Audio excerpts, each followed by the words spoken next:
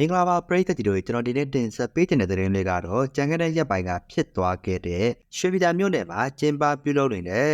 ဈေးရောင်းပွဲတော်မှာအော်ပရာဇက်ကိုကပြဖျော်ပြနေခဲ့တဲ့ဒါအောင်စဘူးဇက်သပင်အပွဲရှိရာဇက်စင်ဘော်ကိုလာပြီးတော့ခြေထောက်နဲ့ကန်ပြီးတော့ဆူချသလိုလုပ်ခဲ့တဲ့မတ်စတက်ထားတဲ့အမျိုးသားကိုနော်ဒါဘာမှပြန်မလို့ရကောင်းလားဆိုပြီးတော့မင်းသားကြီးစဖားသားနေကတော့အောင်စဘူးဇက်မင်းသားကိုဒါပြစ်တင်ပြောဆိုလိုက်ပြီးပဲဖြစ်ပါတယ်အားလုံးပဲသိကြတဲ့အတိုင်းမင်းသားကြီးဆွမ်းစားနေရဆိုရင်တော့သူ့ရဲ့အနုပညာမာနရှိတဲ့သူတယောက်ဖြစ်တယ်လို့သူ့ရဲ့အနုပညာအလုပ်ကိုလာရောက်စော်ကားရင်လည်းဒါဆက်ဆက်ထိမခံတတ်သူလည်းဖြစ်ပါတယ်ဆက်ဆက်ထိမခံတတ်တာဖြစ်တဲ့အတွက်ကြောင့်မို့လို့ပြိတ္တမဟုတ်ပဲနာမည်ပြတ်စေခြင်းတဲ့သူကို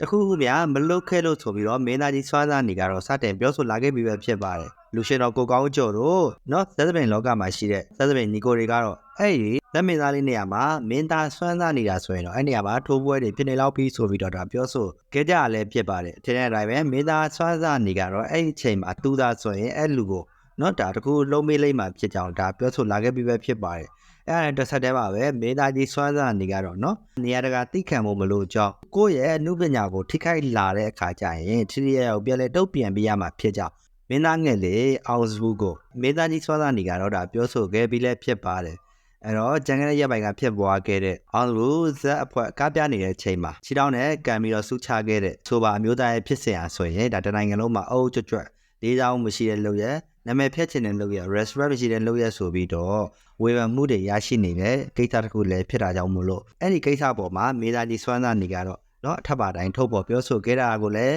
ပြည်သက်ကြီးတို့သိရှိအောင်ကျွန်တော်တင်ဆက်ပေးလိုက်တာပဲဖြစ်ပါတယ်ဗျ